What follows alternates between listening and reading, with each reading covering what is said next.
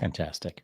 Hey, everybody. Welcome back to The Collective. We have another fantastic show for you planned out today. We got Tyler here. We got Clay here. Unfortunately, Dean is busy right now doing some Green Beret stuff down in North Carolina, and I am excited for him, but a little bummed out that he can't join the conversation. So we'll talk to him soon enough. For everybody at home, while I am excited talking about things, y'all should be doing your stuff too. Like the show, subscribe to the channel, hit the notification bell, do all the good things, do all those good things so you get your emails whenever we go live, which is, of course, Fridays for the Collective and Wednesdays for the Gold Mine. If you have any thoughts, questions, comments, anything at all, put them up in the comment section and we can hit those throughout the show. Other than that, let's get some intros out of the way and we can get into our discussion. Tyler, I'm going to hit you first. 10 to 15 seconds. Who are you? Where you come from? All that good stuff. Get it. 10 to 15 seconds. Tyler Pelke in the beautiful province of Alberta. Been in the fire service in Canada for about 30 years. Disaster response. Hobby photographer, and love talking to folks that are on this podcast today, just about life and resilience. So that's me. Bam, loved it. 16 seconds though. I gotta tell you, Clay, how you doing? Yeah, veteran. I live in Virginia, the United States, near the North Carolina, and where a lot of the flooding happened. Counselor. I'm also in the renewable energy field, and just always like talking to you guys. We like talking to you as well. That's why you're on the show so often. Sean, how's life out in the mountains treating you?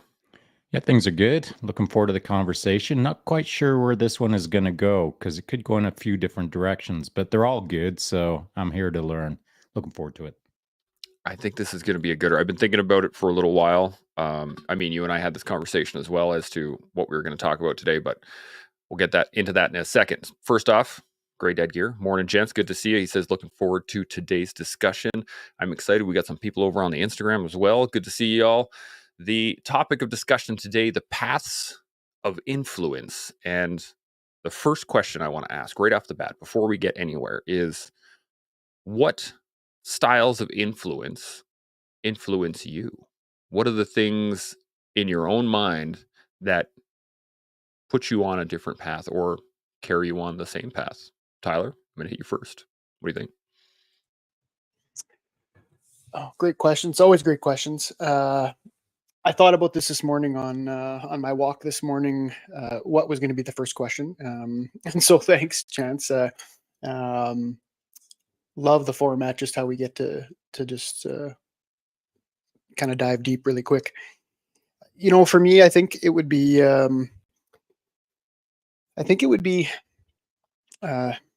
what I'm passionate about internally helps drive what's going to influence me.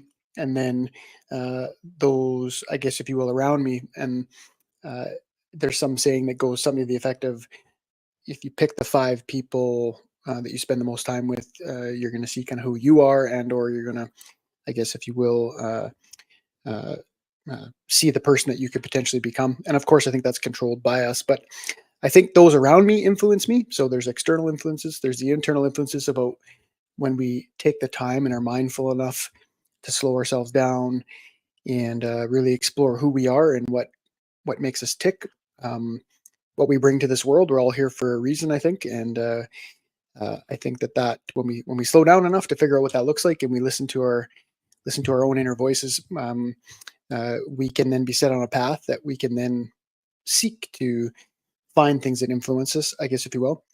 Reading's been a huge thing for me my whole life.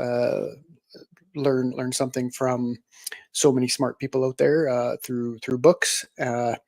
Technology, which I'm sure we'll get into, has definitely opened the doors and how we're influenced in life. So that was something I thought about as well this morning.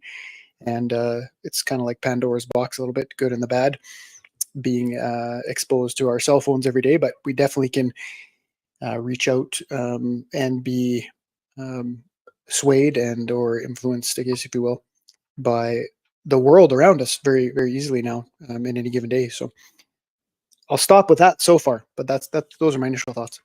I like it. This is a good place to start. Clay, what influences you? I guess it depends on like what type of influence. I guess me, on a regular basis, or for me on a regular basis, it's got to be the environment that I live in. I think that's pretty well known in the psychological space. So yeah, which means that I'm constantly trying to create an environment around me as an adult, and for those around me that's beneficial and useful. So I would say, or I'll start with the biggest influence is my environment, which sounds like no duh, but it's harder to create a positive environment even for yourself than a lot of people think it is or give it credit for. 100% agree on that one. Sean, what influences you? Two things. They both play well together. They are in a chronological order as far as I'm concerned, and I'll lay out the chronology. So the first thing that is probably the most important to me is my own curiosity. So curiosity is a large part of my life's influence. What influences me is my curiosity. So if I have lots of curiosity in life, I have more ability to understand the world around me, and therefore the world will influence me through many vectors, through more curiosity. So the more and more curiosity I can bring to life, the more influence I'm exposed to. Now, that doesn't mean it's going to influence me. It just means that I get exposed to vectors of influence. Then it's for me to control the velocity of that influence, the intensity of that velocity, throttle it back or soak it all in. That's for me to understand in that moment. But my curiosity will put me in a position of being influenced. Now, that influence is typically in the form of the people that are around me, my friends, etc. But with enough curiosity, you can find yourselves in parts of the world or parts of the internet or parts of your little town where you're talking to someone new about something new. And therefore, again, my curiosity is what drives the process of all of the influences around me. And that curiosity tends to form a circle of influence that stays with you through large phases of your life. This is one of the things that I was thinking about when we came up with this concept was the fact that for each person there are different influences that they'll kind of attune to. Some people prefer a spoken influence. They'll go to conferences, they'll do networking events that will be influenced by words quite succinctly. Other people require action. Other people require the environment to be a certain way. And I guess the first place I wanted to go on this was, what role has the people who have influenced you the most, the mentors and leaders and the things that you were brought up under, how has their influence shaped the way you influence people now? I'm going to hit Clay on this one first. What do you think? That's a good question. Most of the people that influenced me the most, it wasn't like in the moment. It was years later. It's kind of like any good advice that a grandparent ever gave you when you were 10. It didn't matter when you were 10, but when you're 24 and you got kids, you're like, why did that thing that grandpa told me? Why do I remember it now? And how is it so applicable? So I would say that the people who influence me the most are usually people who are or have lived the experience and the advice that they're giving me in some way or another. They're giving me advice from, or they're giving me pieces of wisdom from a place that they've experienced and dealt with that problem and gave me their solution. Not that their solution is necessarily the answer, but it's one step closer to reaching a solution to my problem that was probably similar to theirs. So, yeah. Lived experience is such a key point in this. Tyler, what are you thinking on this? I'll build exactly on what Clay said. Very eloquent. exactly that lived experience. As you asked the question, I went back to a couple times in my life where I can remember where somebody, I guess, if you will, close to me had a significant moment or an influence on me. And that's exactly what it came back to. It was almost that they were smoking what they were selling, I guess, if you will, to put it in a different way. They they spoke about it, they lived it, they played it out, for good or bad or ugly. I think about just an experience with forgiveness, at least in my life, which can be pretty huge in our lives, throughout our whole lives. And I know someone close to me walked that out, lived that out, played it out as an experience to me, and it was a huge influence on me because I thought, well, they're not. I wouldn't take this the wrong way. They're not special. If they can do that, why can't I do it? And yeah. So Clay hit the nail on the head for me as I was kind of just thinking through the question. That lived experience, the people close to me, definitely. Obviously, there's a trust, and there's a our circles are small for reasons, especially with the folks that speak directly into our lives and into our hearts. But yeah, I'll go with I like where Clay was going with that. I love how he put it so succinctly. Man, I like it. Sean, what are you thinking? So I'd like to go like maybe from a higher level on this question and ask a more root cause or fundamental question, and that is, what does influence mean to you? When did you start realizing that people were influencing you? When did you start realizing that you could influence others? When did you start thinking about, is influence good? Is influence bad? Should I have the authority or power to influence? Who am I to influence? These are the kind of questions that make me curious, because we all have influence to some degree. But the greater question is, do we know how much, when to, how to, why to, where to? These kind of questions are fascinating to me. So I'd like to maybe just move us up one level higher, if you will, and think about it at a more, maybe not philosophical perspective, but more of a, why does the word even exist? You know what I mean? I do. Well, let's start with you then, because you're already on the screen. What does influence mean to you? Well, I don't have it fully thought out, and that's why I throw the question out there. It's not like I've spent my entire life thinking about influence, and I didn't spend the entire morning thinking about influence. But as we're talking, I am thinking about the greater meaning behind influence. And I guess if I look back on my past, the people who did influence me, I didn't even know how they were influencing me at the time or why they were influencing me. And so it's only been a lot of years later that I've come to realize the hows and the whys and the wherefores. But at the time, I didn't understand that. We kind of talked about this in the podcast that we just taped on ego, where I mentioned that some of the best leaders that I ever got involved in early in my career, I'm still like getting lessons from them years later, and I don't even know where they're living right now.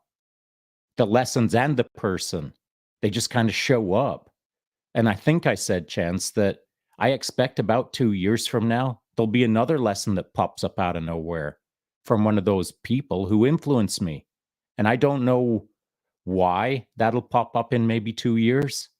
I don't know the idea behind timing on influence. Do we have the ability to create that time bomb, in that sort of thoughtful time bomb in someone's mind or in their life or in their soul? Can we implant that in the future on an not an explosive basis, but on a slow release time bomb basis? Can we do that? I think so. I think I've done it. But why? And so that's what fascinates me about this subject of influence. It's not just a one-dimensional aspect, and I think that maybe if we talk about it a bit deeper, we'll all be surprised about how little we probably know about influence. Agreed. Let's pass it around the table. Clay, what does influence mean to you? That's good. When Sean was talking about it, I started thinking about, when you're younger, and I see my kids, they're young men, teens moving into young adulthood, and it when I try to remember what I was like back then, I don't think I was really aware of my influence or how much my friends influenced me. It was more like I was along for the ride, or I was just playing into the game of influence here, influence there, school, all of those different things. But I think when you realize the how important your influence is and how important influence is to you, is it's like a point of maturity. I think that you mature when you start to realize that what we do affects others in a real way.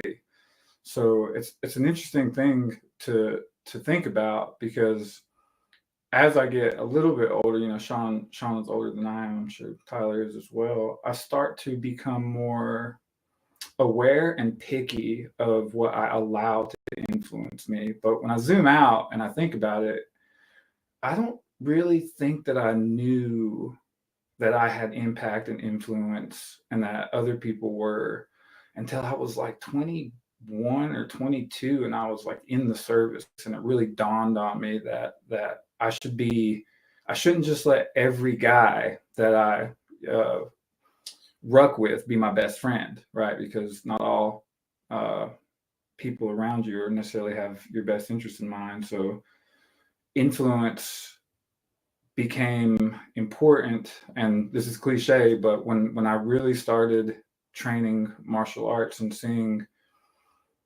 the professor or whomever, they were able to influence me without any direct conversation. It kind of goes back to what I was saying earlier, where there's just something about seeing someone who radiates experience and can give you aphorisms or condensed pieces of wisdom in a small amount of time. So yeah, I think it's I like where Sean's taking it, where we're zooming out a little bit and thinking about it on more of like a psychological and philosophical level. So Yeah. Getting up that 30, 50,000 foot view is always a good way to do it. Tyler? Yeah, agreed. I love where everybody's taking it. In answer to your question, Sean, what is influence? I thought about that this morning too on my morning walk in the dark. Uh, and it's one of those words where I think we use it, but could we describe it to someone else with other words? So, in the morning I didn't want to go to the Google, but if I thought to myself in the dark, how would I talk about what influence is if no one had ever heard that word before? And it's just a word we all use. Other words, synonyms come to my mind, like power, energy. There's a interconnectedness that we have from a neural perspective, as humans. When we walk into a room, we're immediately trying to figure out who's in that room and what does that mean to us. Are they threats? Are they friends? And so I'm going down a bit of a rabbit hole with that. But the notion of what is influence, how do we describe that?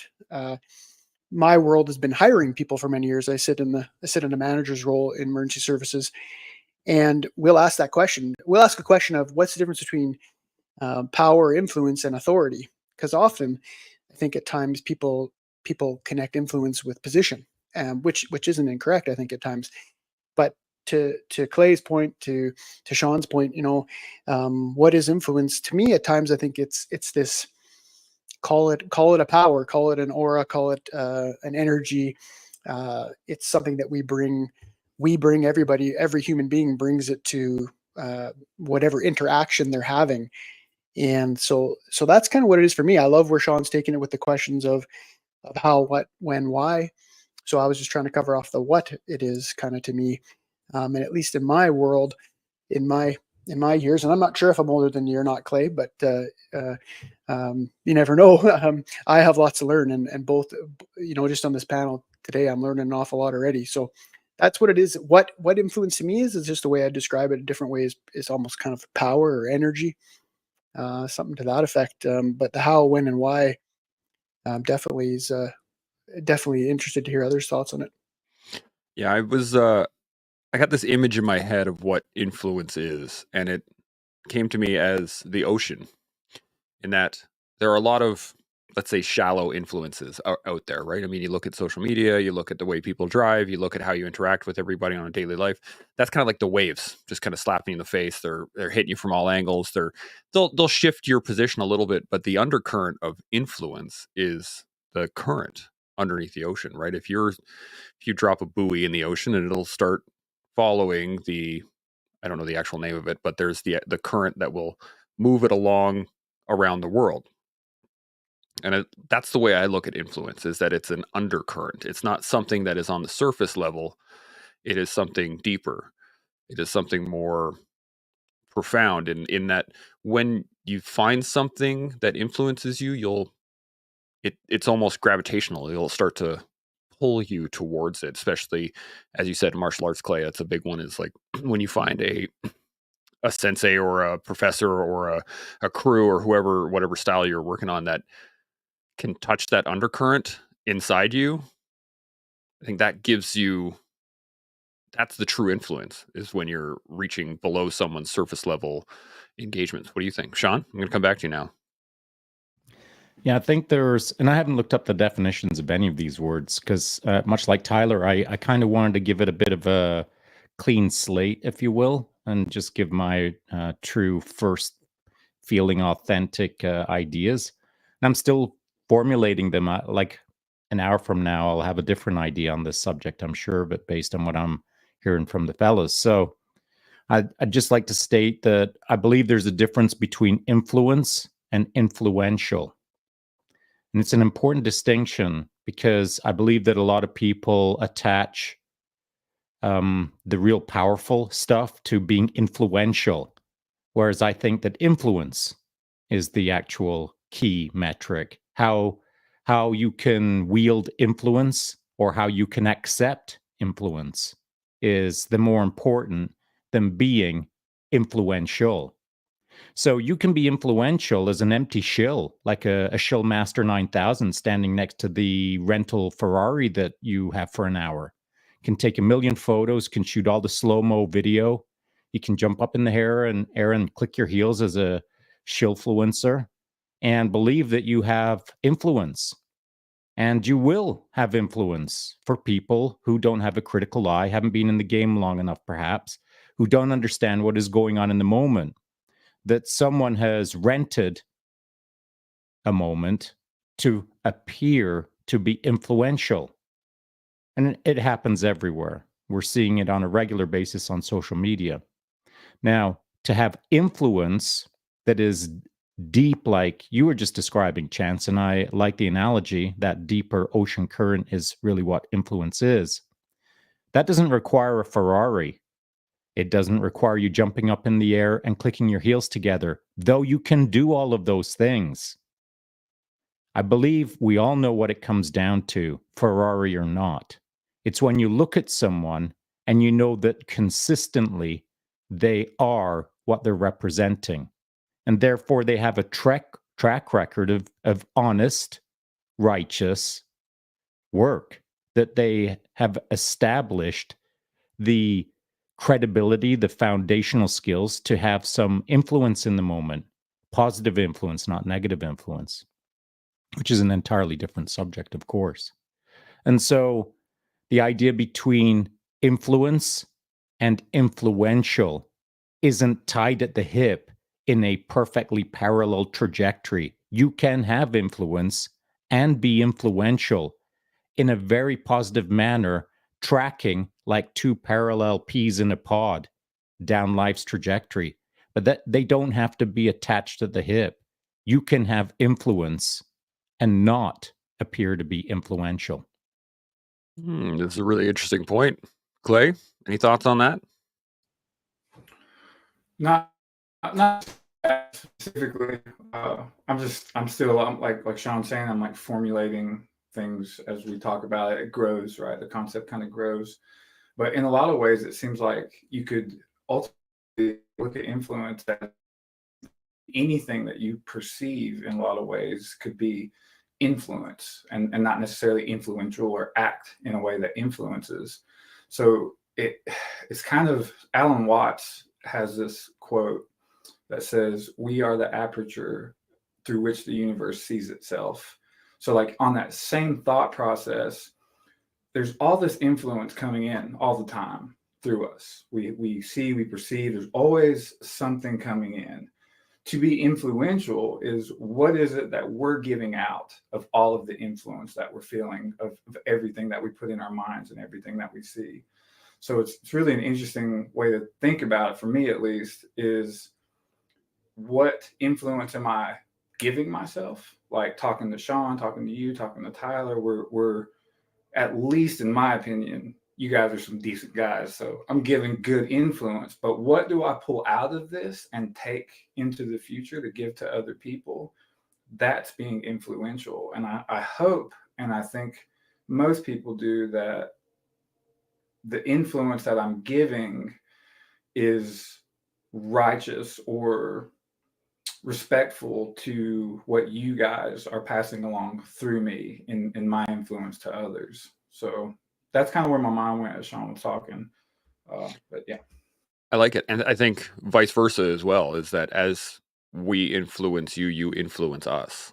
And those pathways expand as their own personal little ripple effect as well. Tyler, got any thoughts on this? Much like both of them, both of our learned friends, I'm still thinking through it all as we're unpacking it as well. I think Clay helped me a little bit just from the influential and influence piece. I know Clay talked about the idea behind his environment, creating that environment when we were early on in our podcast this morning. That stimulus coming in, that was what kind of dawned on me as Clay was talking through that, as well as Sean. Then the idea behind influential, being influenced. Yeah, I'm just throwing stuff out there right now, but just processing, to be honest. So I wish I had more to add on that one. Yeah. No worries. Clay, you were going to add a point there before I jumped onto Tyler. What were you thinking? No, so what got me on that train of thought was Sean had said, why, and in my example as well, is like, why over a 3-year period does this thing that someone says, the aphorism, the condensed wisdom, not hit me until like the right time for some reason? You can call it whatever you want to call it. And I think it goes back to that what we're so dynamic as human beings that we don't necessarily consciously always know what's good for us.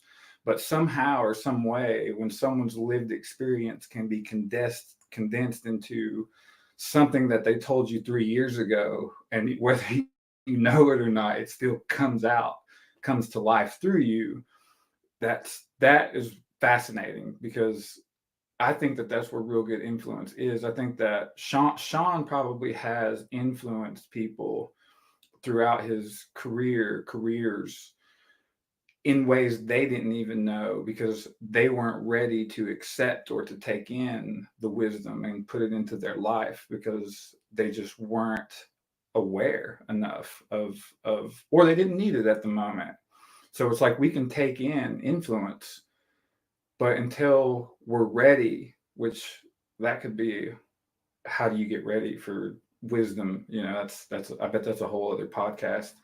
But it only seems to matter, and it stays with us when we're ready to receive it. So it kind of makes me fearful in a way that I've got all this good wisdom from people, and I'm just not seeking enough, information to get it all and to use it. But that's where my train of thought went when Sean had mentioned that before. I like it. Sean, what are you thinking?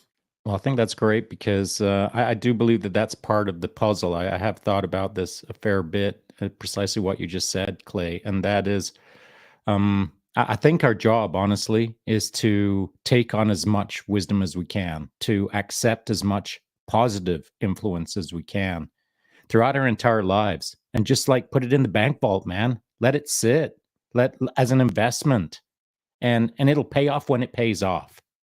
Because just like any gold bullion, the more you can get and stack in the vault, the richer you are. over the history of gold, you're always making money. And so that's the same for any wisdom. That's the same for any positive influence that we accept into our life. None of us have to figure it out right then and there.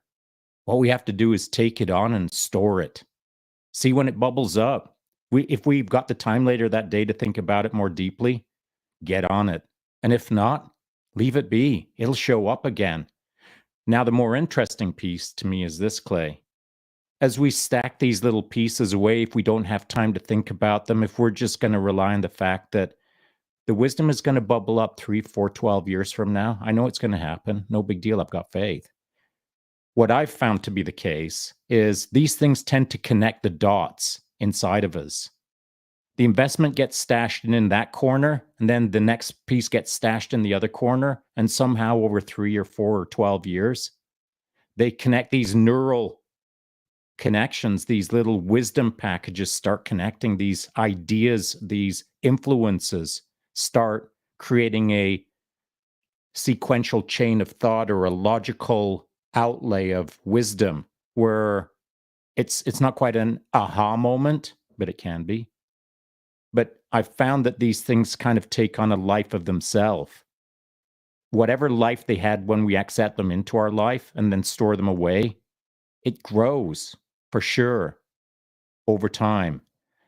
But even if it's only a small, isolated growth wisdom piece that shows up several years from now, if that's all you get, that's good. But again, the compounding interest aspect is when these things sit in the background, unaware, and start connecting themselves together as a much greater package, a grander scheme of influenced idea that is a positive for us, that then we get to chew on for a bit and realize it for what it is, and how are we going to translate that out to others? Or are we even going to bother? Are we even in the game of influence? You know, it's a pretty big subject. I'm digging this, and Clay, I'm going to come to you here in a second, but I just want to touch on this really quickly. Investment requires the understanding of worth. So like I could give you a gold bar, and if you don't know that gold is worth a lot of money, cool. You can put it in your closet and it'll sit there for years until somebody goes, oh yeah, gold went up to so on and so forth. And you'll be like, what? Gold went up? And so I think that what we're talking about here is the requirement of context. So like the influence will sit and the value of it will probably increase until you have context to use it. And to your point, Sean, that's when everything starts to piece together and you're like, wait a second, didn't somebody tell me about this 10 years ago? And then it starts to click. All of those things start to line in because you have the context to understand it. At least that's my thought on it. Clay, what are you thinking? No, when you start talking about connecting the dots or putting together, it immediately made me think that, like, to some degree, to the conscious aware mind, right? Because this isn't applicable to all people, but to the person that is wise enough themselves to see that influence could be like the path of wisdom, right? The proverbial or metaphorical path of, you see and you get all these pieces of influence, but they don't necessarily manifest themselves in your life or in your thought until you need a dot to connect and another dot to connect. And if you're aware enough of your influence and the influence that you're allowing in, you can start to connect the dots or the path, quote unquote, to being a better person. And to me, then you will radiate positive influence because you're only following the wisdom of the people before you because you're consciously aware of that. Now, obviously, there are people in the world who are far from consciously aware, and I'm not saying that I am one, but as he's saying that, I'm realizing that maybe influence could be that little path of wisdom towards, being a better person for yourself, because it's different for everybody. Everybody's path is going to the same top of the mountain, but it's just a different route. Everybody's got their own lines climbing. I like it. Tyler, got any thoughts on any of this? You're all blowing my minds for sure. So many good thoughts that you've all had thus far, and learning so much from how everybody puts it together. So I wish I had something more poignant right now based off of that, but thus far, that totally resonates with me. Even just what Clay talked about, putting that all together, how Sean started us off that way on those nuggets that get put in the back in for storage and for investment. I've seen it just in my own walk, and I'm just taking it to an experiential piece for me because I was trying to relate to what they were saying. I've seen it exactly that, and I'll use the forgiveness piece again only because people ask me about that at times, just based on some of the life's past experiences I've had. I can say it to people. I can say, we can all say, you should do this. We should live this way. We should, whatever those nuggets of wisdom are at the time. And there's so many people that I've had come up to me after their own lived experiences. And so, and I've said exactly that. I've said, I heard what you said. I've heard other people speak to it. I know it's what I'm supposed to do. There's those nuggets in the back. But to Clay's point, even to Sean's point, I just wasn't in a place where I could either do it yet, process it yet, the timing, whatever that looked like. So yeah, it's all resonating with me. The place where we're taking wherever we're landing this plane today. But yeah, There's no landing this plane. We're gonna fly this until it crashes into a mountain. I do good. have one question on this then, because influence, especially when we're talking about influencing others or when we're being influenced, there's a responsibility to it, at least in my mind. And some people don't see it that way. And there, as to Sean's point about shillfluencers out there who are just trying to sell something and make a buck. But for those that are trying to do it better, for those that are trying to figure out what influence is, how do you balance the responsibility of your personal influence while also maintaining your own growth? How do we seek to do both? Let's put it that way. Clay, I'm gonna come to you. What do you think? Well, I think the travesty is that what we're talking about, we've then made it 10 times cooler than what we typically think about when we think about influence and influencers. Like we've already gave it probably more profound meaning than if you were to talk to anyone else and say, what do you think about influence? What do you think about the path to influence? They'll be like, oh, you mean like Instagram? Be like, no. So I think it's a little bit of a travesty that what we're talking about could be put into that context, and when you put it into that context, it almost just degrades the whole entire word in and of itself, unfortunately. But so yeah, what was your question? Sorry, I just wanted to put that out there, is that influencer nowadays doesn't mean what we just made it mean. So it's like a huge thing to talk about there. Well, I'm just wondering, because I got it down here on the bottom. How do you balance the responsibility of influencing others while maintaining your own growth? Because it can be, and I know this from personal experience, you can create a proxy of influencing others rather than working on yourself. Or you can work on yourself and not think about the influence it has to other people. And I'm wondering how you balance the two. How do you create those things so that they can work either hand in hand or shift back and forth? Right. Yeah, that makes sense. And that's kind of why my brain went that way, is because it's difficult, because the way that we are is we as human beings, we do want to be accepted by others, and we do want validation to some extent. It varies between people, but nowadays, if you are overly concerned with how you're influencing others, to me, you've kind of lost your way, because that's not the point. The point isn't, how do I influence people? And then you change what you do just so that you can influence people, which is the model of social media, literally. So in there, you lose yourself, because you're only trying to create and do things for the point of influencing. So to maintain personal growth, or to maintain yourself, it's try to do our best to not worry about the outcome of what we are doing, and just be and do. That's the best way for me, I think. I not that obviously I get caught up in it too, but I try to remind myself exactly what it is that I'm saying here is am I doing what I'm doing because I'm trying to influence people, or am I doing what I'm doing because it's just who I am?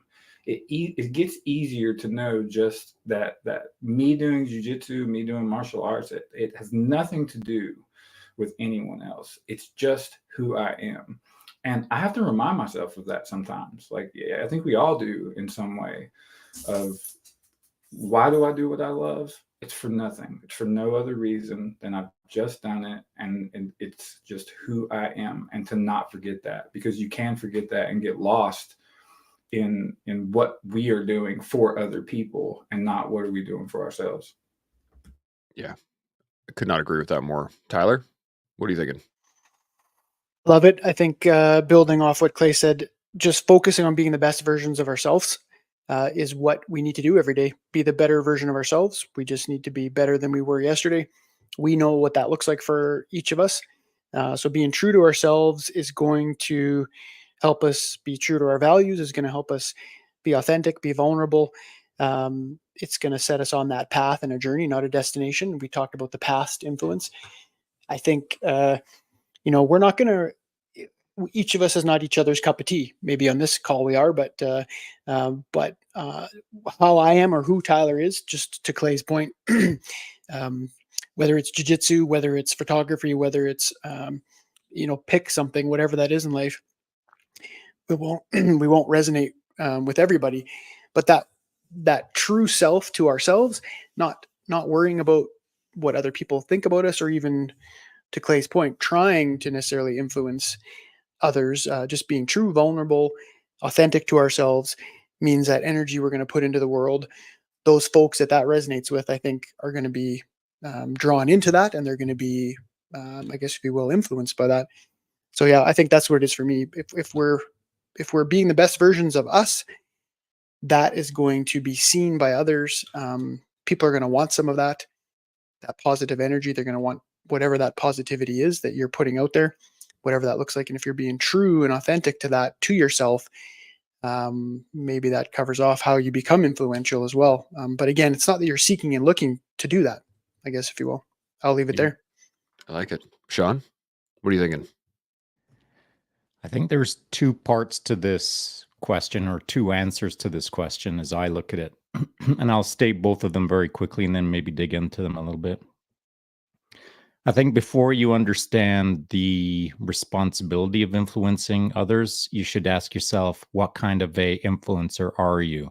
And so I believe there's two types, very simply. I mean, this one could be extremely nuanced. We could talk about 1,000 different types of people, but I'm just going to talk about two types of people when it comes to influence. People who want to be helpful and people who want your dollar. Those are two different kinds of influences. So trying to be helpful versus trying to be commercial. Now, with that in place, if you're trying to be helpful, and I'll call that for free, and it doesn't have to be for free, but your central driver cannot be because you want to make a buck. If you're trying to be helpful, it's because you want to be helpful, not because you're trying to make dollars. So with that in place, if you're trying to be helpful, what can happen is you'll want to be overly helpful, because your currency or your payoff or your metric or your sense of how well you're doing, instead of getting dollars, you're trying to get results. And so in trying to be helpful, you can try to be overly helpful, where you'll want more for the person than they're capable of at the moment, where you'll push too hard in the moment, where you'll get tired of waiting for them to catch up in the moment. Like, it can have some downsides to wanting to be helpful for others as your sense of responsibility in the moment, which is way different than the other form of influencing or influence, and that is commercial influencing. If you're trying to commercially help someone, it actually almost doesn't matter how well they do or not, because you're all about the dollar. Now, those are two polar opposites. I know that there's room to operate in the middle. There's successful commercial helpful, influencing individuals out there that do have the right intentions and also happen to make a dollar at the same time. So they're not mutually exclusive. So with that in place, I believe there's influence that is for the right reason. I believe there's influence for the wrong reason. And I believe that there's influence that can be combined somewhere in the middle that is for the right reason and all parties benefit. For me, as the example, I don't need the dollar. I just need to know that my time is creating goodness.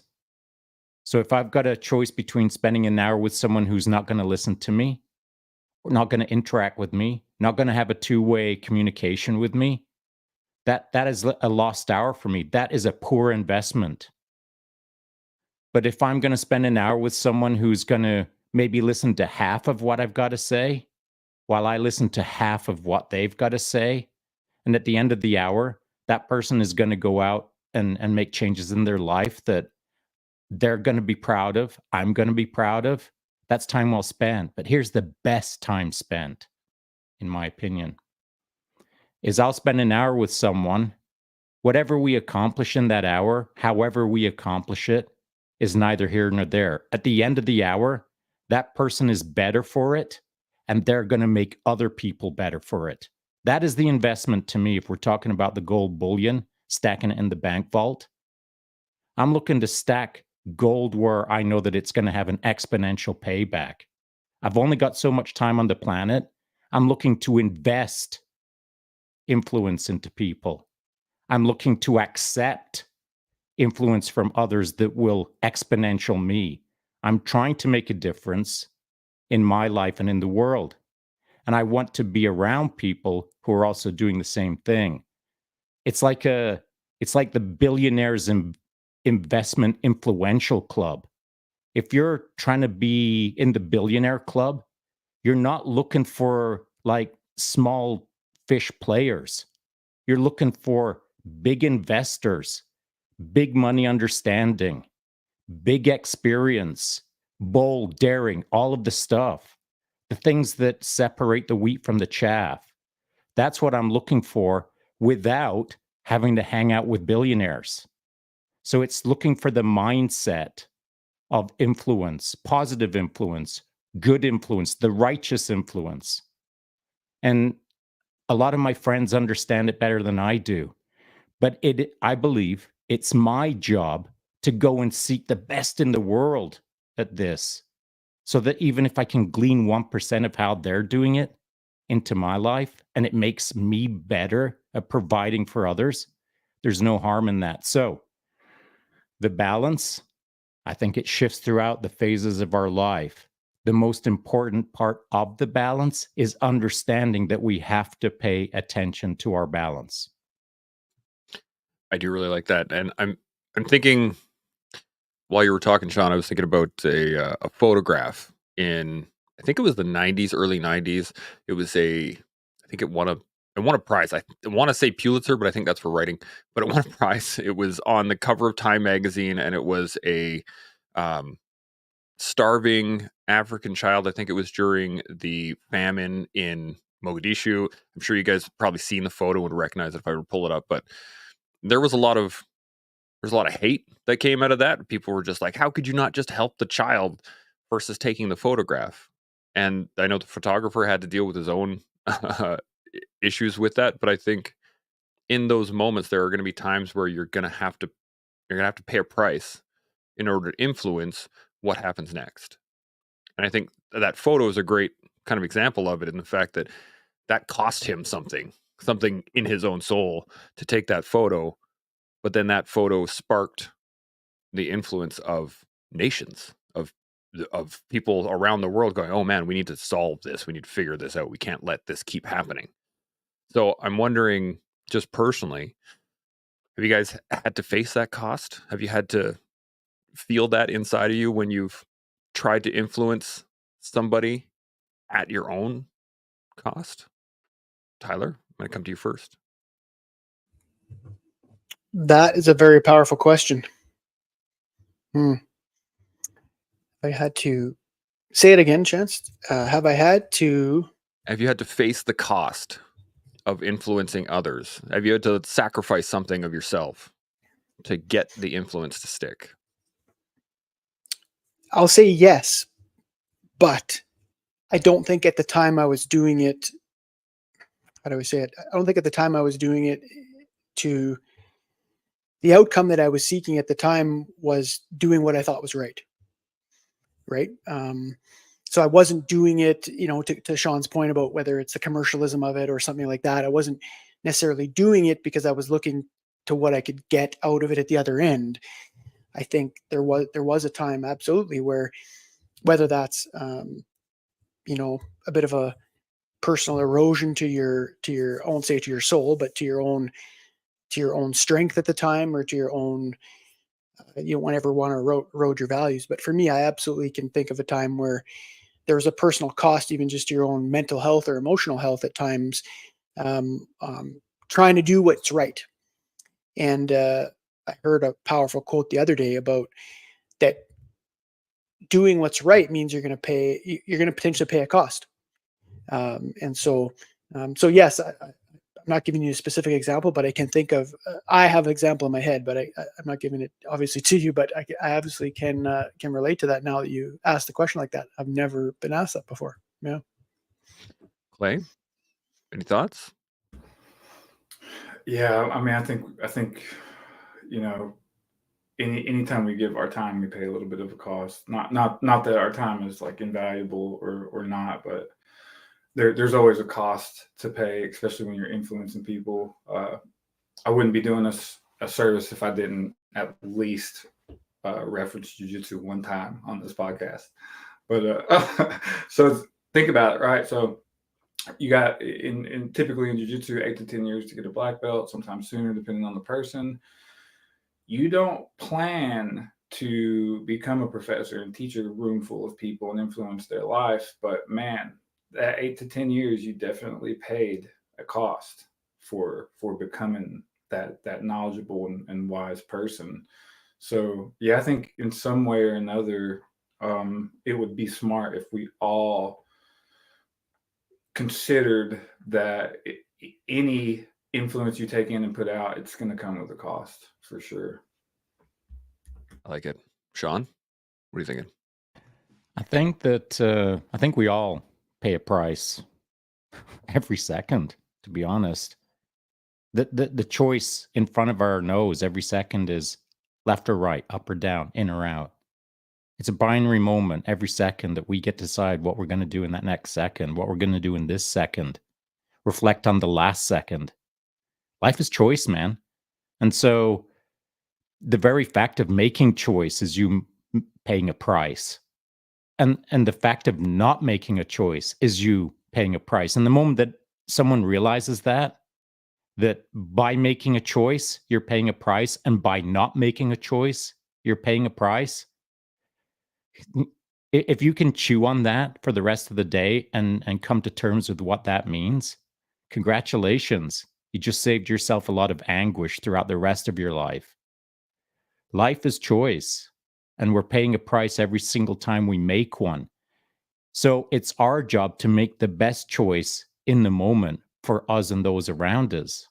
And so that literally goes back to the do your best idea in every moment. But that's hard to do. And so I think it's valuable for people around you to see you paying a price. I think it's valuable for you to see within yourself that you're now going to pay a price. I think I respect people more, people that are in my life, either digitally or analog, if I can look at them and see the price they've paid to be around me in my life. Anyone in my life has paid a price in some fashion in their own personal journeys and then in a journey with me. Everyone pays.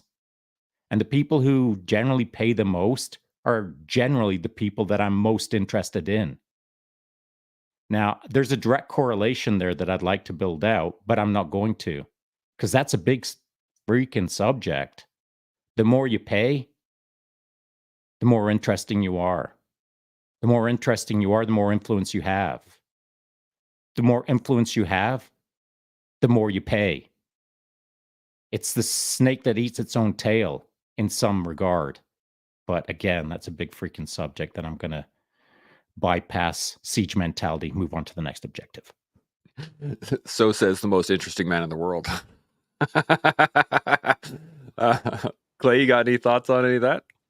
But see, that what he said is exactly why when Tyler was talking earlier, and we were kind of like trying to narrow down all the different things influence could be, is it could be an energy, call it whatever, it's an intangible. But when you think about why is a teenage boy or whomever, when they see a tier 1 operator, they don't know anything about this person, but there's an intangible attraction, not, just as who is that person.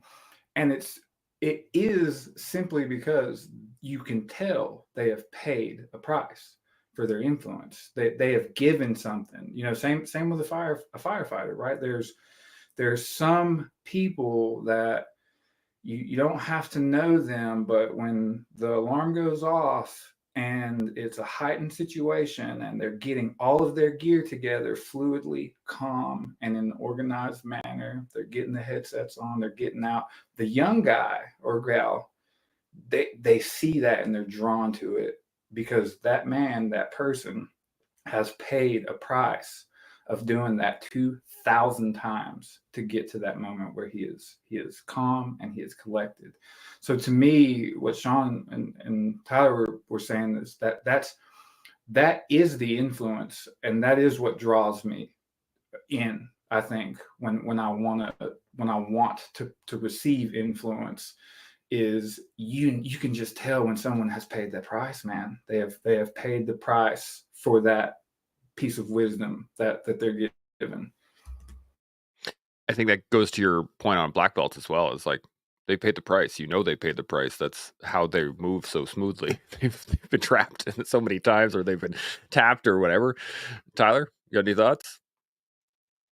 I absolutely do. I'll use it as an example. Just people don't necessarily know this, but how I even got connected with these amazing people on the screen that's in front of you, Chance and Sean and Clay. I started down a path where just I wanted to, at my point in life, wanted to try something different, and so I'm started on the path of joining the military reserves and up here in Canada, and some other things that just were in my heart and in my mind, and so from an influencing perspective, and from what's driven me, and even what Clay is saying, there's people out there that have done it, have paid the price, that have busted through the ceiling, have done it already. And you look to them and you're like, I want what they have. And maybe I'm not saying it the right way, but they've done it. What it is about what they know. And there's a trust, there's an admiration. Everything that you're saying resonated wholly with me about the whole idea of they've paid a price, they've been there, they've done that. And they failed tons of times. They figured it out. They may not be still at that point in their life, but that's how I got to connect with Sean. I that world of special operations, and I just reached out one day and said, "Hey, I got some questions for you." And Sean made that investment for 10 minutes. And it's exactly what it is. There's people around you that have been there, done that. They've paid the price. That eloquent question that you asked, 10 minutes ago now, where for me, that's what it's been, and it's what's drawing out in this conversation for me, is just how everybody on the screen has been somewhere I want to be. I'll just put it that way.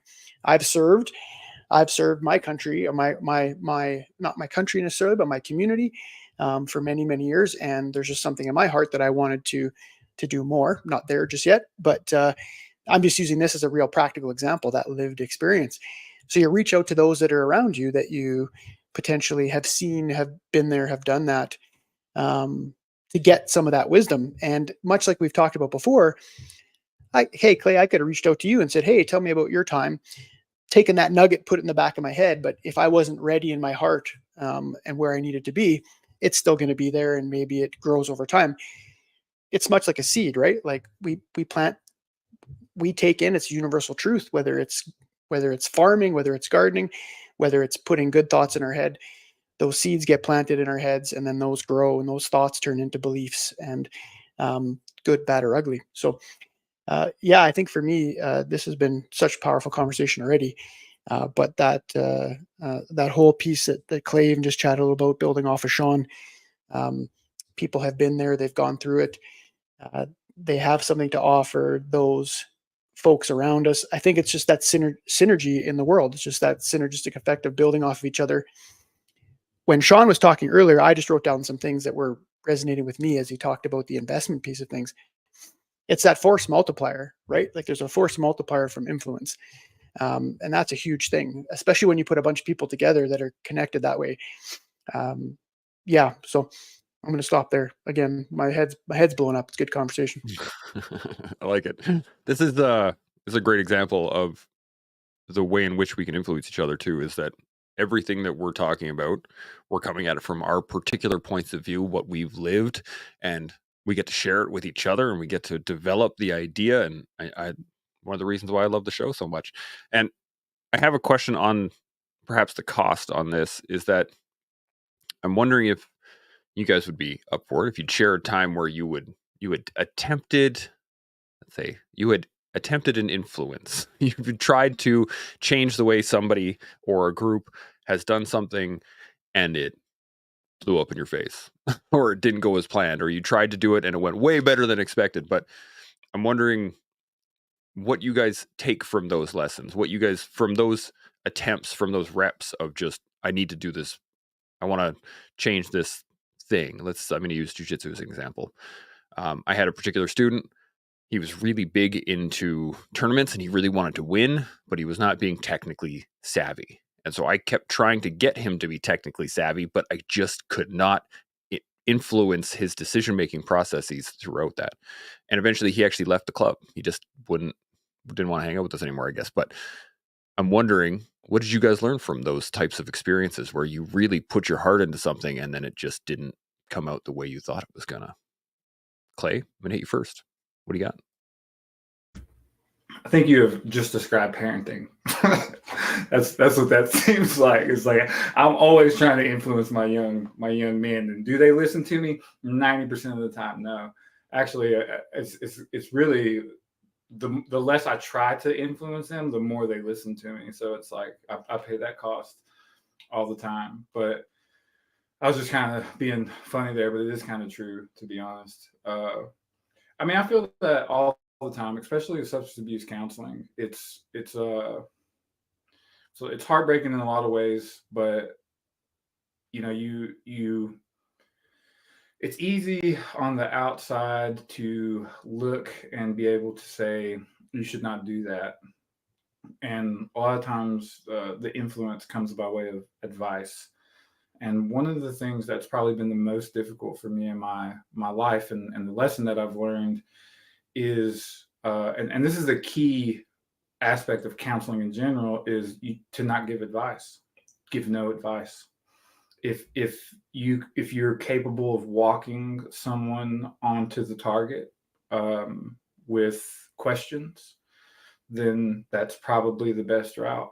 But the lesson that I've learned, especially with my own kids, is to give no advice and just to listen and try to walk them on target with as much love and understanding as possible.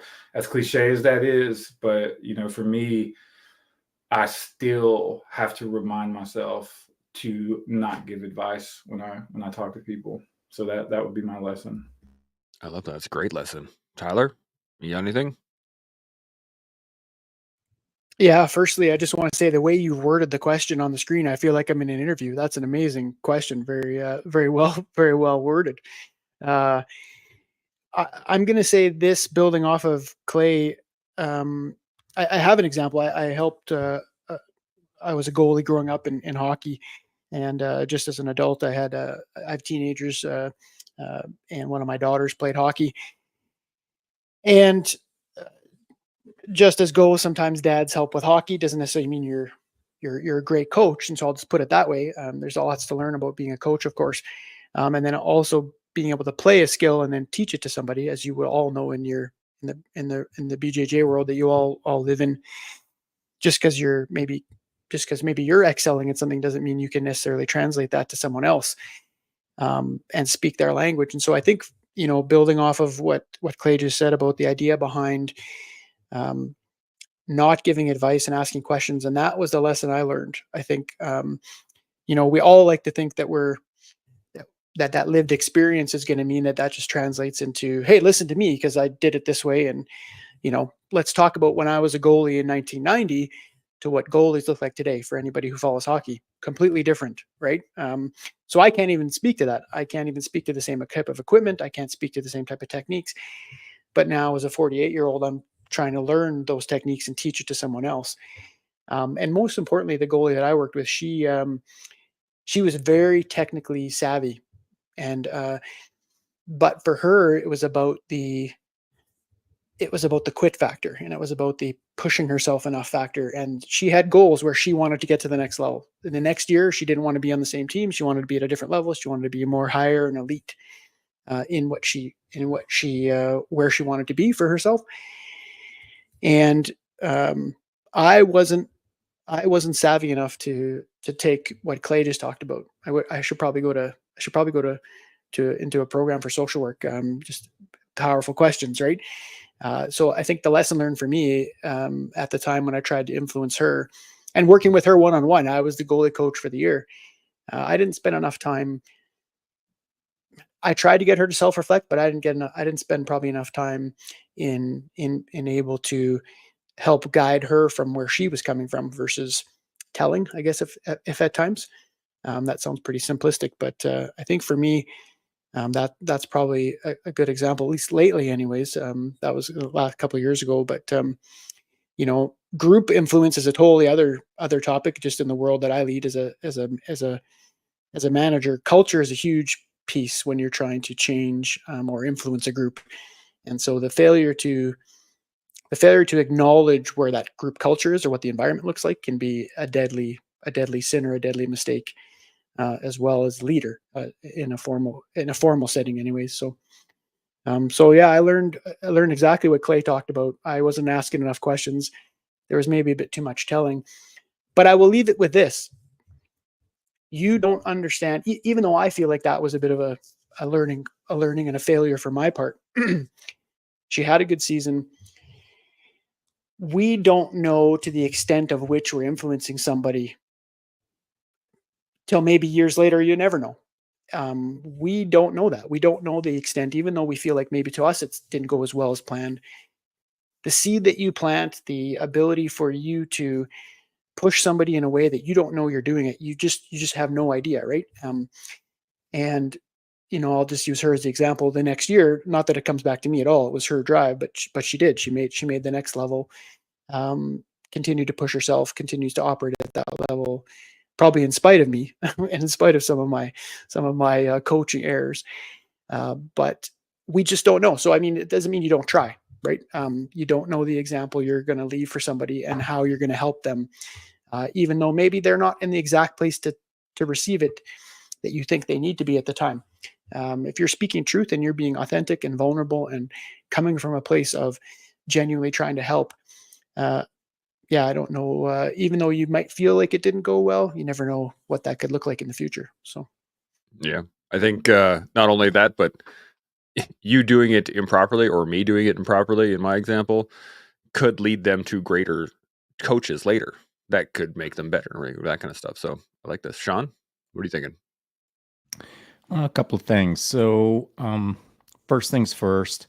When I first started out on social media, I didn't understand that I had influence on social media because I didn't understand social media at all. Like I was literally a no stripe white belt in BJJ language. And then by the time I got my first stripe on my white belt, people were starting to tell me, "Hey, man, be careful what you're saying out there because people care what you say. People are listening. People are interested in how you think. People are interested in how you live your life. Try to do it right. Don't say dumb things." Because I was being a little bit careless initially in social media, or when I'd get behind a microphone initially.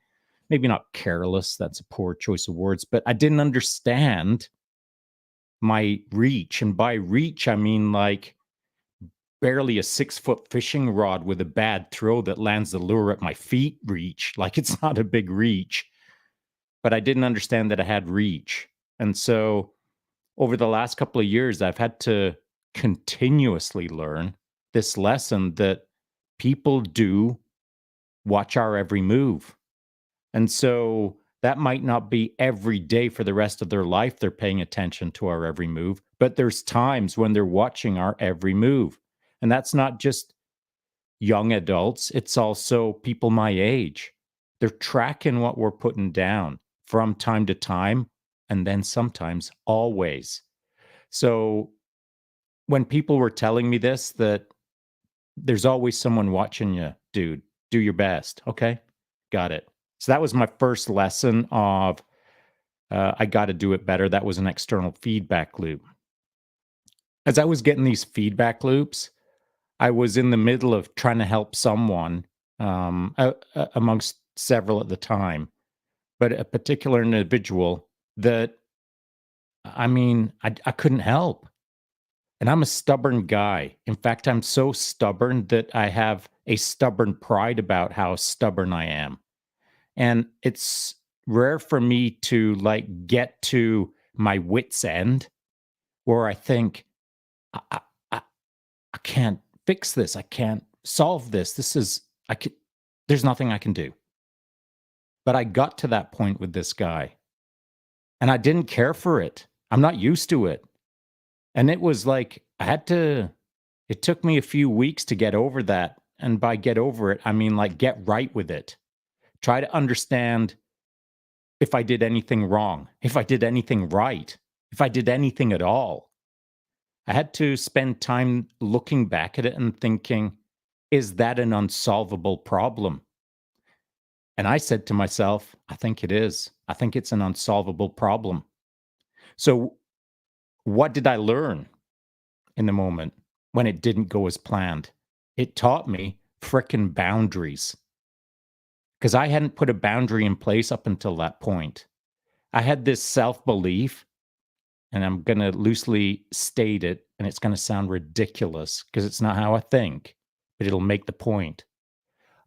I wanted to believe that I could help absolutely anyone on anything and create a good outcome for them and me, the world. I believed that. And this was the first guy that cracked that belief. And then I had to say to myself, okay, that's it. Boundary time. This will never happen again. Because the time I invested into that individual did not pay off for the rest of the world. I wasn't making any money. I was losing my life energy in the process. So there was no real payback. Now, that occurred about a couple of years ago. In fact, Chance, you know the guy. And so that happened a couple of years ago. Now, today, several days ago, I believe the guy's trying to turn the corner. I believe he's trying to do better. I've heard recently that he's making efforts, that he's maybe on a trajectory of doing good in the world. That's yet to be seen. And then that makes me think, I wonder if my time was wasted. I wonder if my failed efforts actually somehow germinated a seed that I'm unaware of, he's unaware of, no one's aware of. And then my thought is this, well, really, who cares? Who cares who germinated the seed? The fact remains that I'm starting to see a seed sprout a little bit. And that is almost enough for me to think about, it did not go well. I am not satisfied with the outcome. But in the future, maybe that outcome will turn into something that is worthy of my time. This is it's funny. As soon as you started talking about it, I was like, oh yeah, I know who you're talking about. And it's learning boundaries, especially when you're trying to help others, is such a difficult task initially until you get burned. And then it's becomes pretty simple. At least in my mind, it became pretty simple. And I think that the consistent nature of what you're doing is kind of leads into my next question here, is that, is it even possible to, I guess, have it come out the way you want it to? Is there a way that you can influence individuals or groups or something like that in a way that you ensure that it's positive in the outcome? Is that even possible? Or is it more just a do your best in the moment and see how it turns out? What do you guys think? Tyler, I'm going to come to you first. I think it's dependent on a couple variables. For me, it would be the context would be important about what the environment is. So when we say, do you have the ability to control it in a positive manner? If we're talking about an individual, and I'm working with Sean or somebody, Johnny, Sally, and they've reached out to me to help them with whatever. Firstly, I'm not going to work hard. I'm not going to put more energy or time, energy, effort into your path than you should. So I'll meet you 50% of the way if we feel like it's a good investment, if that makes sense. But you've got to, do the work. So I think as an individual, that has its own set of circumstances or variables. Everybody's on their own path. We're all on our own paths. We're all different. I think what we have to be careful with is that we're not putting our own, if I'm talking about an individual that we're working with that potentially maybe we're influencing, how do I ensure whether that's used positively or not? Again, if you're coming from a place of living by your values, being authentic, being vulnerable, I don't know that you can't control the outcomes. There's only so much you can control. Your 3-foot world, almost, I'll call it that. And so I think from an individual perspective, you can plant that seed. You can try and germinate that seed to a degree. You can try and put some good things into that, whether it's water or fertilizer. But again, I don't know that it's yours to control that. I think at the end of the day, if it goes back to kind of some of the points you've made early on, if we're living the best life we can be and doing your best every day and every moment, like it talks about on the top of our screen here, and leaving it at that, I'm going to go to sleep. I'm going to go to sleep at night. I'm going to go to sleep at night. But to Sean's point and the boundary piece of things, you're not going to keep giving of yourself if it's going nowhere, to a degree, I guess, if you will. I fully believe in second chances. I fully believe in people that people can change. And I fully believe that people struggle at times with change in their own life. Especially when we talk about influence and somebody trying to go from a point to another point, or whatever that influence is. So yeah, I think when you think about groups, that's another variable. We can try to have a positive influence as a leader. As a formal leader in my organization, I sit at the very top. I control my world. I have staff that directly report to me, but I'm pretty close to the top. Even in that, I have formal authority, I have formal power, I have formal influence. Doesn't necessarily mean that I'm always going to get what I think is going to be the best for the organization done. I'm just one person. So can you ensure it's used positively? I don't know. That's a bit of a loaded question. Again, it's a variables, it's circumstances. I think part of me is going to say, I don't know if I want to control that. I'm going to give what I'm going to give out to the world. I may be the only example somebody sees on something, on a particular topic, on a particular of something, I guess, if you will. I may, I'll give a view of my time and my effort and my energy. But if it's not necessarily going anywhere, then I have the ability to course correct, not dissimilar to what Sean talked about, and be like, no, I'm good. I'm going to continue on my path. I'm going to help those around me that seek help, that want to be helped. I'm going to keep pouring into them. And, but at times you just have to kind of let things go by the wayside. So I think I'm going to wrap it up by saying, I don't know if it's my job to ensure that it's always that, Yeah. If I'm answering the question the right way, how can you ensure your influence is used positively? Yeah, I don't know. I think I put it out there. I live my life in that 3-foot circle. I put it out there. People pick it up. If I can offer them more, great. I learn from them, just like I've learned from this group today a ton. And I'm going to be at peace with that. I think I'm going to be at peace with the fact that I'm putting good mojo out in the world, and somebody picks it up, great. Hopefully that good stuff propagates and is a force multiplier for more good stuff. So I'll leave it at that. I like it. Clay, what are you thinking? I just think that if you want to ensure that you use positively, there's a few things that need to happen. It has to be a consistent message, and you as the person giving the message have to have a great deal of certainty that the message that you're putting across is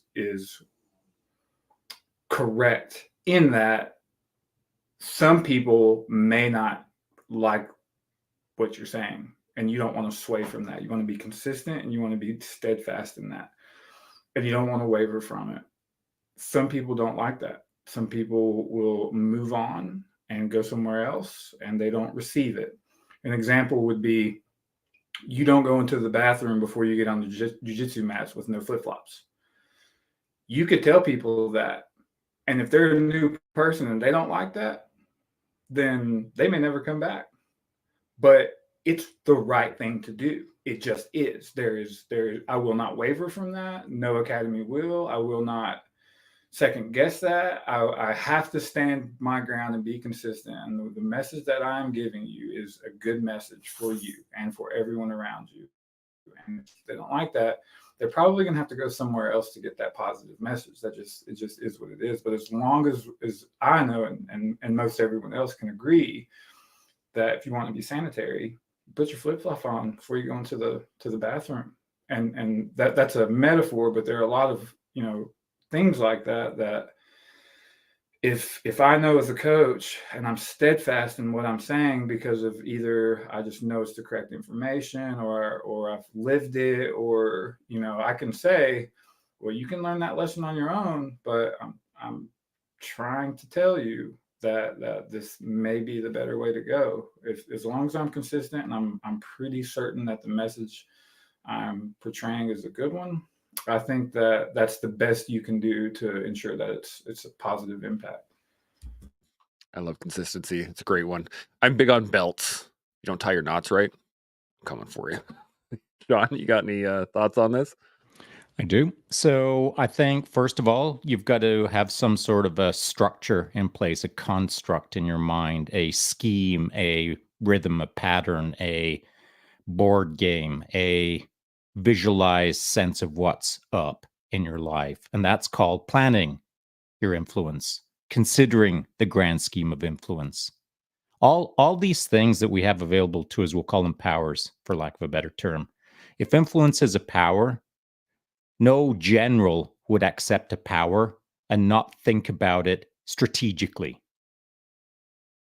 And then within that strategy, you would think about the tactical execution.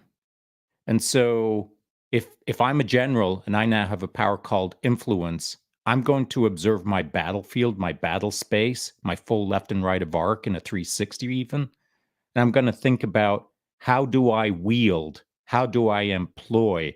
How do I outflank? How do I forward thrust? How do I obfuscate? All of the things that a general would do, how would I use influence in that manner? And then when I'm out on the battle space called life, how would I tactically employ influence in the moment? And like any good general, whatever tactic I use in that moment, I'm going to reflect on immediately after the moment as part of we'll call it the OODA loop, to iterate and do it better next time. Now, to become a really good general, you have to iterate for quite a long time to understand the pattern of the battle space and what is effective and what isn't effective in that moment. Understanding that the phases of life are phases of the battle, things shift, and the Tactics within your strategy from 10 years ago will be different now, if in fact you've been playing the game throughout that time.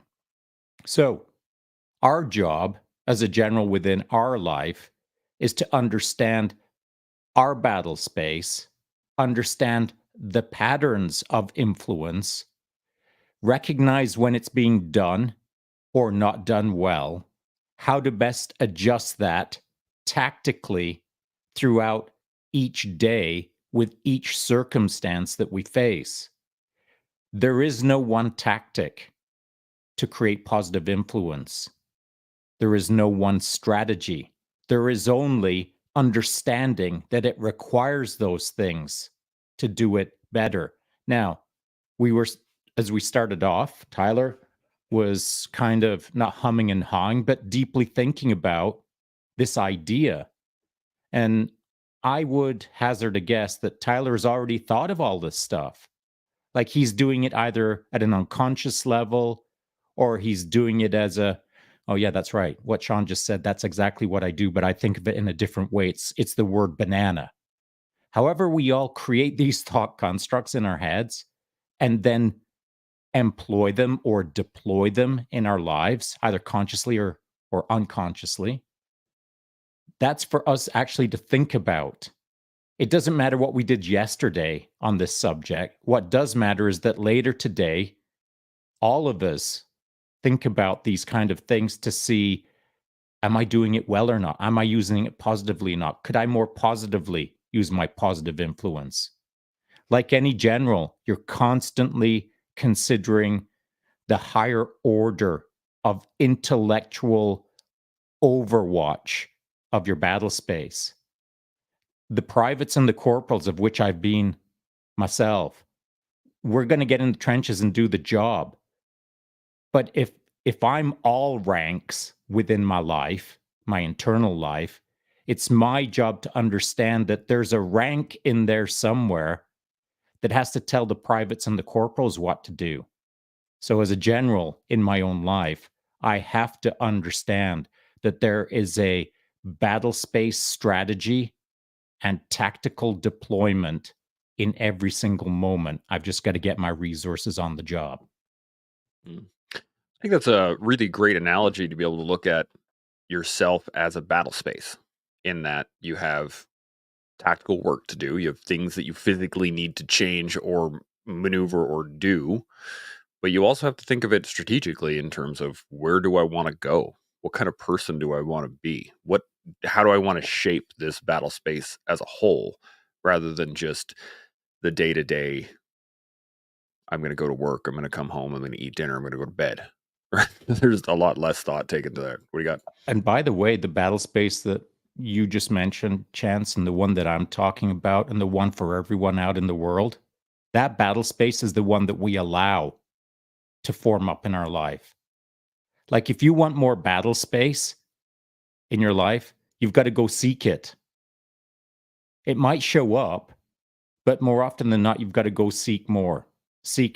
Adventurously discover more of the world to create more battle space within your life. If you've never left your hometown, ever, you graduated high school and then your job basically was a boring job that didn't expose you to anything that was fascinating or novel. If that's your life, it's a small life. And your small life isn't a big battle space. But if you've spun around the planet a few times and done a few things, your battle space is bigger. The great thing about a big battle space is it exposes you to more. And that more is the opportunity to learn how to do your strategic and your tactical game better every single day. Tiny little footprint battle spaces don't teach you a lot. Big freaking 360-degree fire in every direction battle spaces, they teach you way more. And if you're in the middle of your 360 and you can't see the edges of it, that's the best place to be. If you've got the tools, it's not a great place to be if you've got no tools.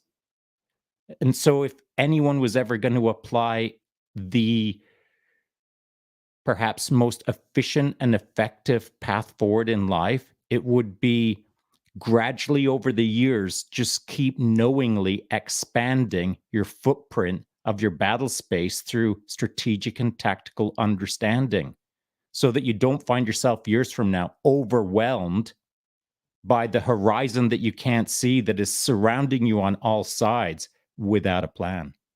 Mm. I'm liking where this is going. Let's take this around the table. Clay, you got any thoughts on any of this? No, it's cool though. It's cool to think about like your own mental space is somewhat of a battle space, and it doesn't have to be like a violent battle space. It could be, like a battle of what gets my attention, what doesn't, and what do I allow to influence me, and what I don't allow to influence me, and think about them in terms of strategy as opposed to kind of what Sean was saying, which is no strategy at all. There's this idea that too much potential without order is chaos. So you have to kind of be on the boundary of chaos and order with yourself. So your mind is that, and focusing on that as a battle space to me is interesting. It's like a fun thought experiment to kind of go through in my mind. So I like it. Appreciate it. Dig it. Tyler, what are you thinking? I don't think I have anything more to add right now. I think this whole conversation for the last hour and a half has been awesome. Anybody who's been listening, just when you think about influence and you think about where we've gone to in this conversation, has been pretty powerful. So yeah, that's pretty much what I got right now. Garage. I like it. This is I do like the fact that when we're talking about influence in general, a lot of it's going to come back to kind of it depends on, standard collective answer here.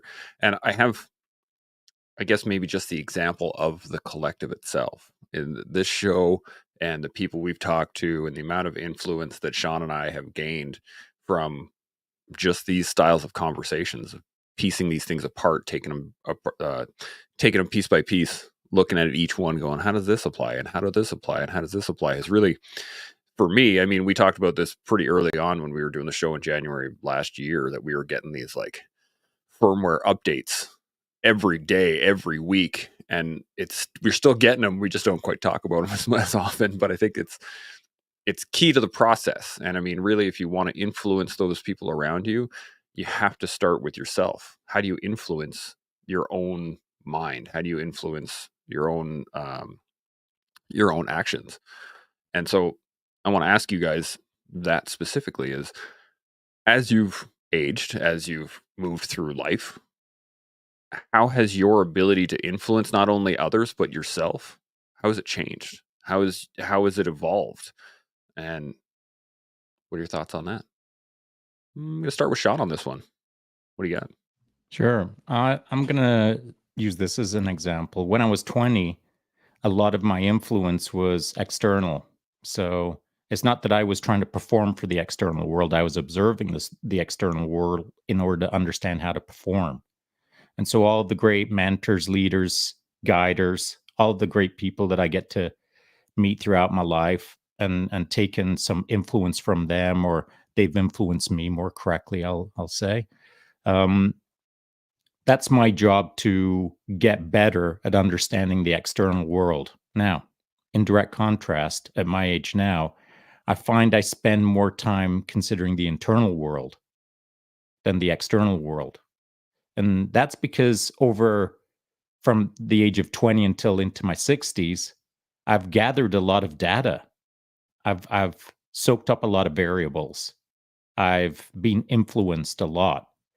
Influenced in ways that I wasn't aware of. Influenced in ways that I didn't care for. Influenced in ways that I'm still understanding now. I've been influenced by the external world for a number of decades. Now, I get to understand all of that through an internal perspective. And it's fun, man. It's fascinating. It's like discovering your own personal library inside of you that you get to read. You get to connect the dots. You get to take two books of wisdom that you got over the years, combine them into a new book called Your Own New Wisdoms. So as I've moved through life, my ability to influence others has improved, of course. But I will say, to put a twist into the question, the biggest influence has been on myself. The understanding that all of that external world data collection that I did, either knowingly or unknowingly, now has given me a freaking massive internal library that I get to read any second of the day that I want. Gonna have to dive into that library at some point. Tyler, you got any thoughts on this? Is there a library card for Sean? I'll take the library card. That would It's called the collective. That's what we're doing here. Yeah, that's good. Just even building off of that, I think as I've moved through my life, how did my ability to influence myself? I'll leave the others out for a second, but experiences, both positive and negative, as I've moved into, I guess, if you will, the first century of my life, or pretty close to that, how I've related to my world and how I've related to those experiences and those people around me has changed. And that has ultimately changed my ability to influence myself. I think the biggest thing for me, I'll say in the last 2 years, has been the notion of really understanding what it means to be mindful and intimate with how you feel, what you think, why you think, how you feel, sounding really Zen-like, I guess, if you will. But there's a huge truth into that. There's a universal truth there. I think it's in there. We'd unpack it another time, but the data, I like what Sean was talking about. There's data and wisdom. And I guess, the idea behind wisdom, I think in just a quick interpretation for me, is applying that data, and making, and I guess, if you will, developing wisdom based on positive and negative experiences. So for me, how I develop that ability to influence myself, knowing that I only have so many years on this planet, much like Sean said before. Marcus Aurelius talks about the idea of just thinking every day that you're dead, and you're going to be dead, and death is what's there, and reverse engineering that. And every day is amazing, because today is only the day I'm given. And not that I'm going to live life depressed about that or upset about it. I'm going to make the most of every day. And in that, the idea of being influential towards yourself, controlling that battle space, if you will. I like that terminology. Thanks for bringing that up. But what am I going to do today that my tomorrow self is going to thank me for? So it's been I kind of probably just, I guess, if you will, verbal diarying what it's been for me. But if I went back to it, it would be about experiences I've had. It'd be about the environment around me, and even my own internal voice saying to myself, something's got to be different. This isn't all that it's meant to be. And then also being influenced by those around you who inspire you in a positive way, to know that, hey, if they can do that, why can't I?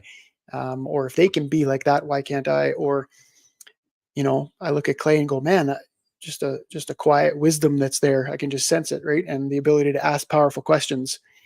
I want that. I want some of that, right? Because I know that's going to make me a better human.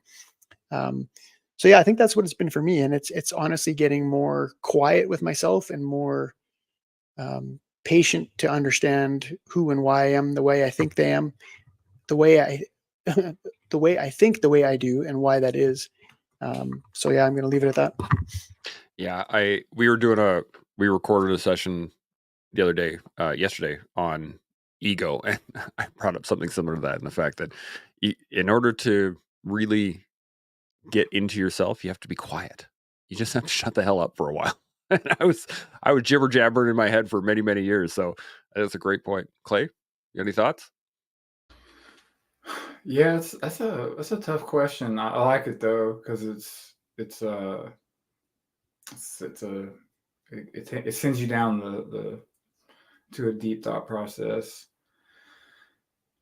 I would say for me, I'm definitely an introverted person, and since I was little, I always was kind of shameful of liking to read, because it's not necessarily the coolest thing, especially not in deep Southern Virginia. when you look like a 6'2" Hispanic person, but you don't.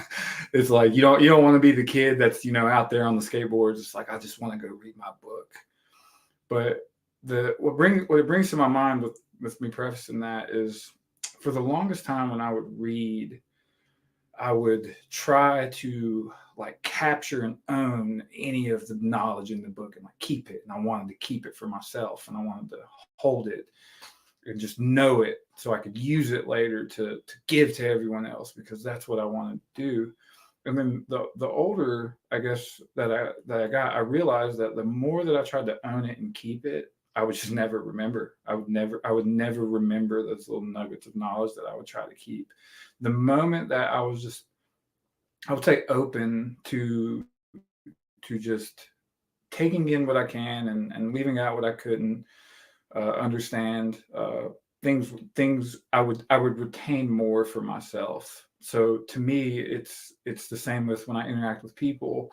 It's, when the first time I came on the podcast, it was like with you guys, it's like I wanted to, and we talked about this, I wanted to get my point out, and I wanted to say something that meant something. And then as we go on, I start to realize that the more I do that, the worse it is for me. Right? I get no point across, and I'm just like all over the place. So it's that open-mindedness of not trying to force influence and not trying to force the knowledge that I have, not trying to own and capture some piece of knowledge or information that I have, and not focusing on trying to change anyone necessarily, but just trying to, I don't want it to go into cliches, but to be present in the sense that I'm not worried about what the outcome of what I'm doing is, and rather just trying to, as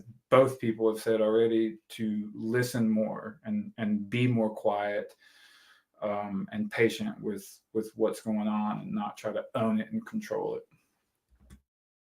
It's funny you've mentioned cliches now a couple of times, but I don't think there's anything wrong with cliches. Like they're there for a reason. So Yeah, that's what I was going to say.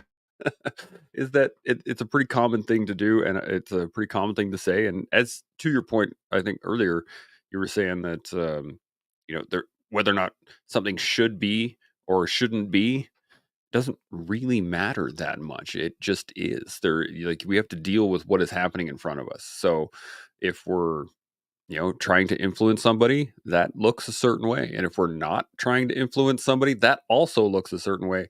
And to the additional point of that is that we can influence without trying, and we can influence negatively by trying. So it's such a big question. It's such a big conversation. It's been great. I don't really have anything else listed in my question bank here, but I just want to get your guys' thoughts. What do you got? Do have a thought. So, based on what you just said, Chance, for whatever reason, a little clip popped up into my head of Keanu Reeves. Recently, he's been on the internet. Well, he's always on the internet. I mean, dude's a legend. But he was chirping about how if someone has an opinion that isn't that interesting to him, or is kind of like bogus or just like goofy, and he's not down with it.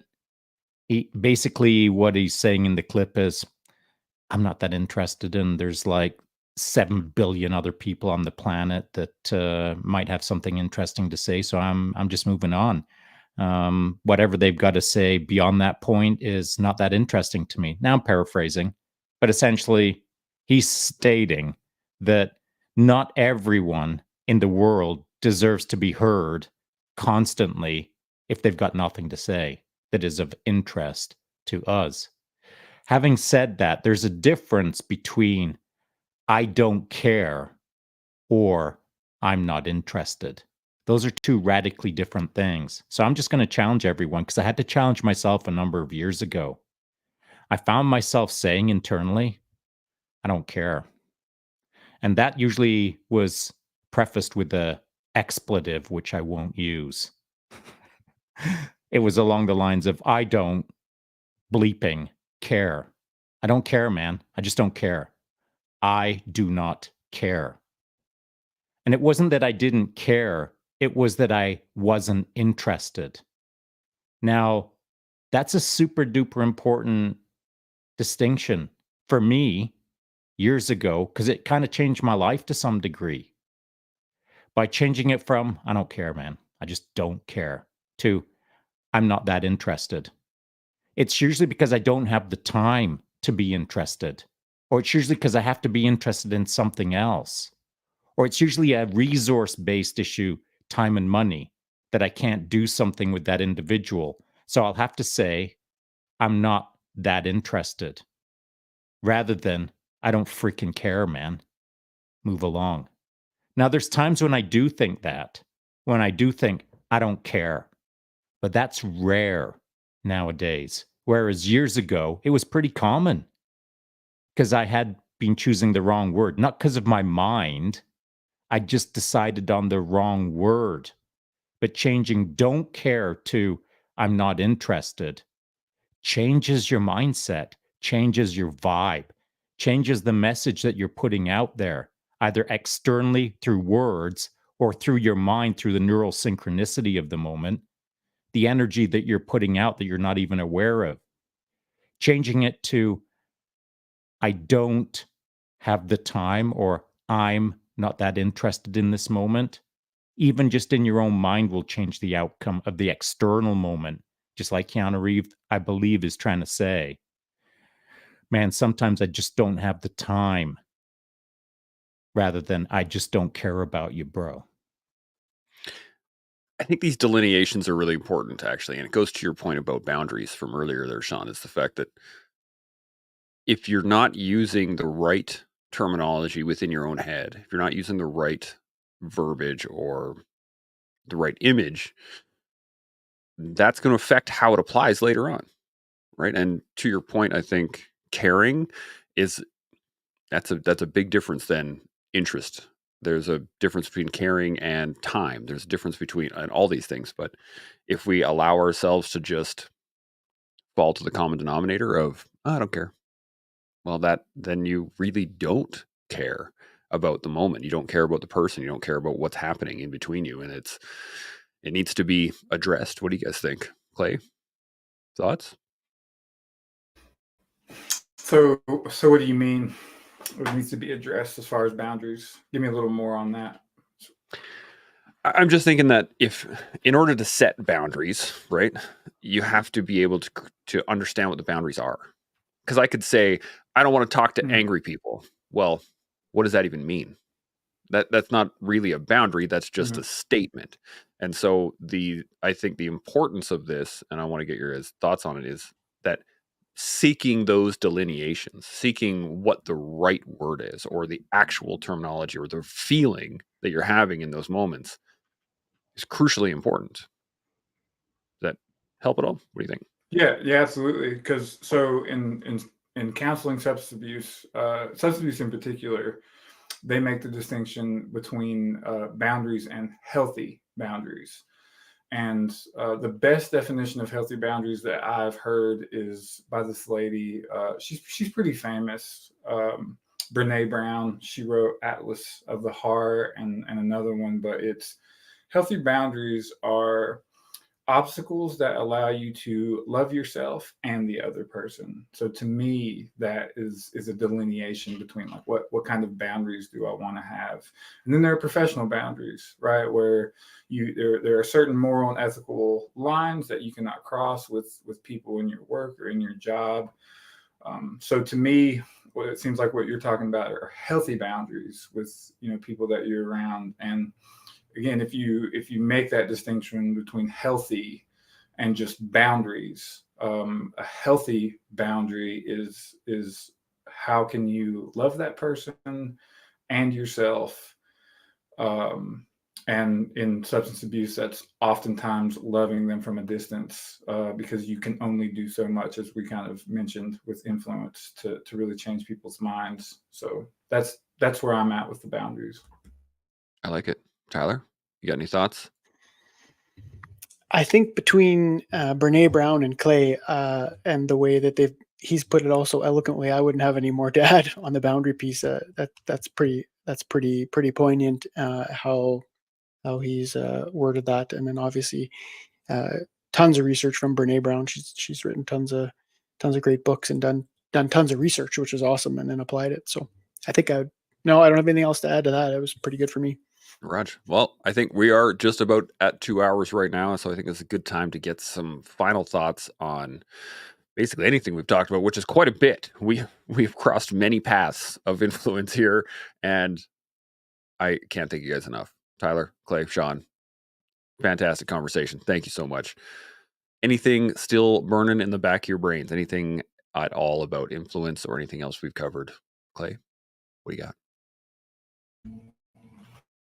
Sean's video of him rolling up on the brown bear was the most terrifying thing that literally the podcast before that, when me and Sean were on here in the green room, we talked about that. Sean, I don't know how you do it, my man. That's burning in the back of my brain. It's terrifying. It terrifies me that you guys are living up there with those giant carnivores that way. It is amazing. But no, I really appreciate Tyler and Chance and Sean always. I appreciate you guys having me on. You definitely always push me to be better and to be on my game. And I think I'm finally getting comfortable being on a podcast. Finally. It's taking me a while, but I appreciate you guys giving me that chance. Absolutely. And this is what we're here for. Tyler, any final thoughts? Well, firstly, Clay, you don't have things that want to eat you down where you live. There's no big carnivores down there that coming after you every day. In Virginia, we have no large reptiles. We have only black bear and white-tailed deer, and that's about it. There you go.